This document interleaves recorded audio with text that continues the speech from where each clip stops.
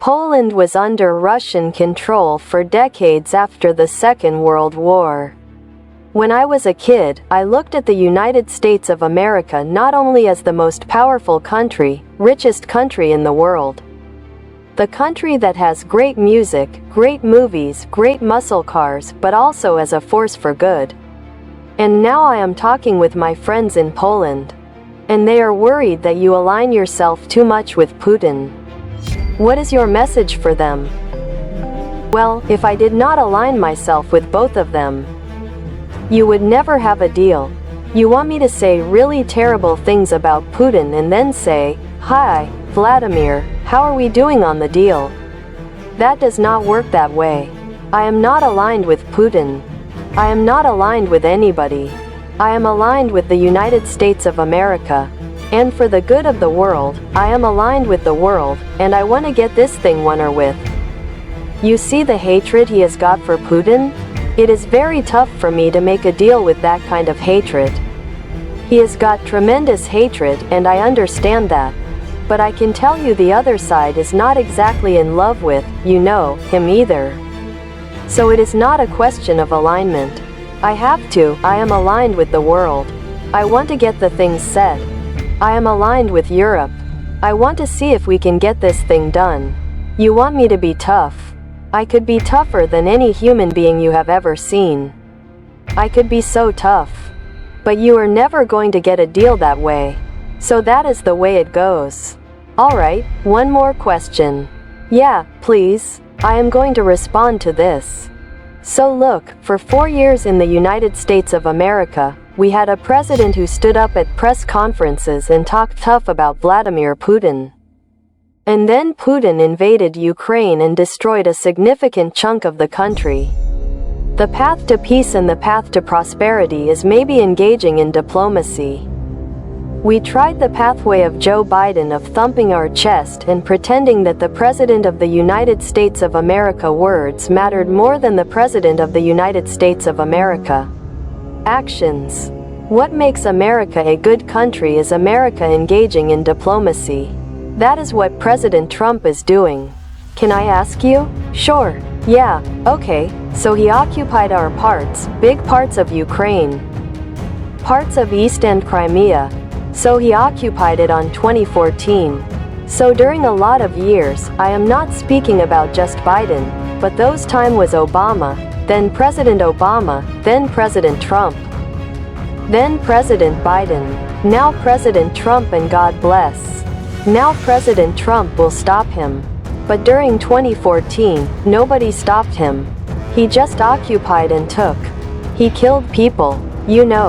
What the contact line? 2015? 2014? I was not here. Yeah, but during 2014 till 2022, was the situation the same, that people are been dying on the contact line.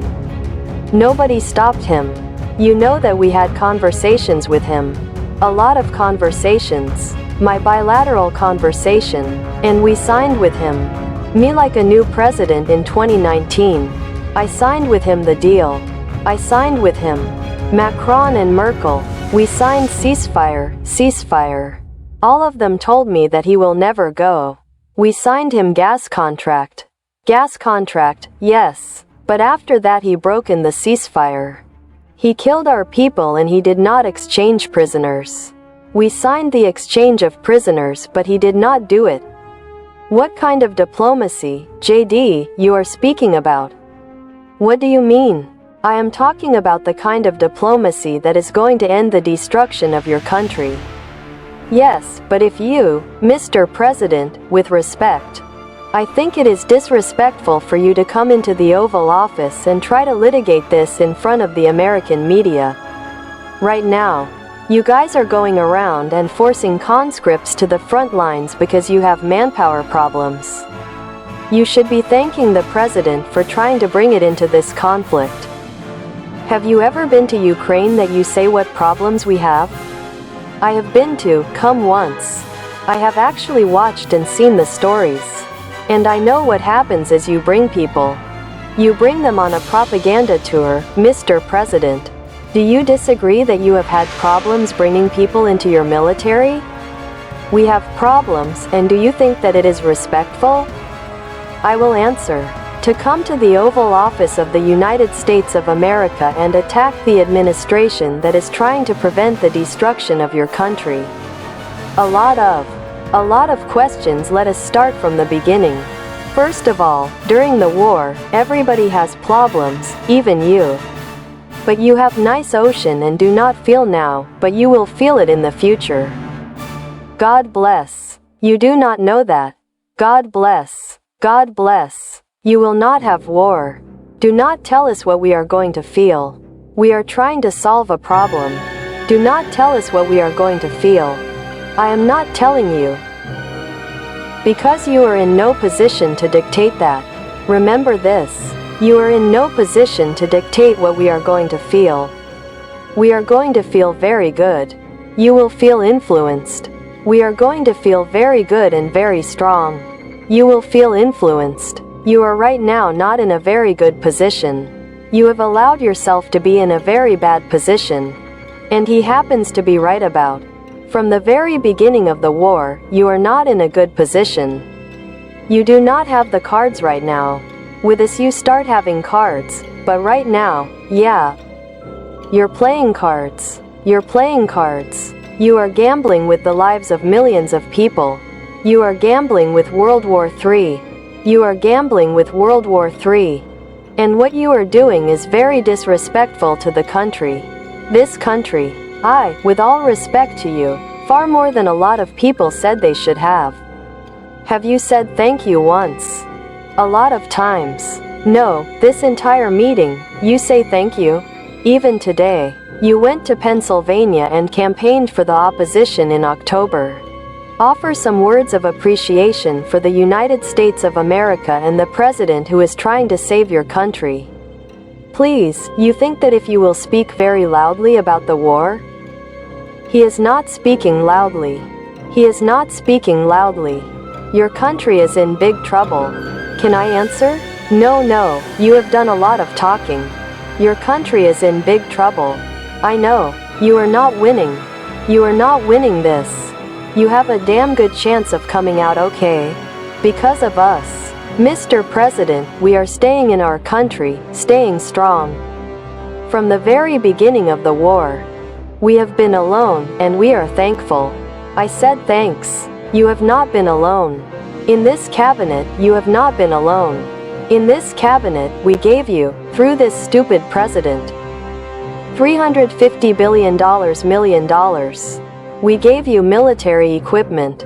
And you men are brave, but they had to use our military. If you did not have our military equipment, you invited me.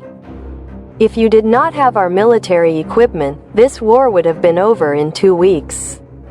In 3 days. I heard it from Putin in 3 days. This is something, maybe less, in 2 weeks. Of course. Yes. It is going to be a very hard thing to do. Business like this, I tell you. Did you say, thank you? I said a lot of times. Thank you to American people. Except that there are disagreements. And let us go litigate those disagreements rather than trying to fight it out in the American media when you are wrong. We know that you are wrong. But you see, I think it is good for the American people to see what is going on out here. I think it is very important. That is why I kept this going so long. You have to be thankful. You do not have the cards. You are buried there. People are dying. You are running low on soldiers. Listen, you are running low on soldiers. It would be a damn good thing, and then you tell us, I do not want a ceasefire. I do not want a ceasefire. I want to go and I wanted this. Look, if you could get a ceasefire right now, I tell you. You take it so the bullets stop flying and you men stop getting killed. Of course, we want to stop the war. But you are saying you do not want a ceasefire. But I said to you, I want a ceasefire. With guarantees. Because you will get a ceasefire faster than any agreement, faster than speed of light. Ask our people about ceasefire what they think. It does not matter for you what? That was not with me. That was with a guy named Biden who was not a smart person. That was with Obama. It was your president. Excuse me, that was with Obama who gave you sheets. And I gave you javelins. Yes, I gave you the javelins to take out all those tanks. Obama gave you sheets. In fact, the statement is Obama gave sheets and Trump gave javelins. You got to be more thankful, because let me tell you, you do not have the cards. With us, you have the cards, but without us, you do not have any cards. One more question, Mr. Vice President.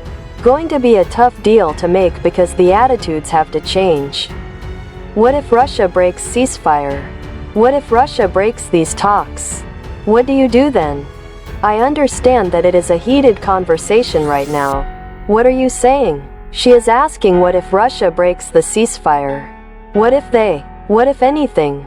What if a bomb drops on your head right now? Okay, what if they broke it? I do not know. They broke it with Biden because Biden, they did not respect him. They did not respect Obama. They respect me. Let me tell you, Putin went through a hell of a lot with me. He went through a phony witch hunt where they used him in Russia. You ever hear of that deal?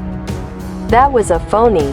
That was a phony Hunter Biden, Joe Biden scam, Hillary Clinton, shifty Adam Schiff. It was a Democrat scam and he had to go through that. And he did go through it. We did not end up in a war and he went through it. He was accused of all that stuff. He had nothing to do with it. It came out of Hunter Biden's bathroom. It came out of Hunter Biden's bedroom. It was disgusting. And then they said, oh, the laptop from hell was made by Russia, the 51 agents. The whole thing was a scam. And he had to put up with that.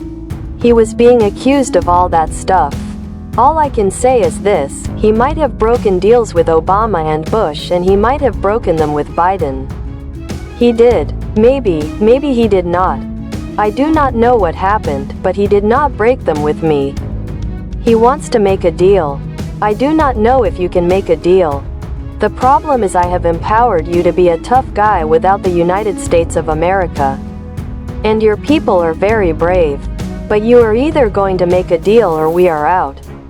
And if we are out, you will fight it out. I do not think it is going to be pretty, but you will fight it out. But you do not have the cards. But once we sign that deal, you are in a much better position. But you are not acting at all thankful. And that is not a nice thing. I will be honest, that is not a nice thing. Alright, I think we have seen enough. What do you think? This is going to be great television, I will say that. Alright, we will see what we can do about putting it together. Thank you. Thanks.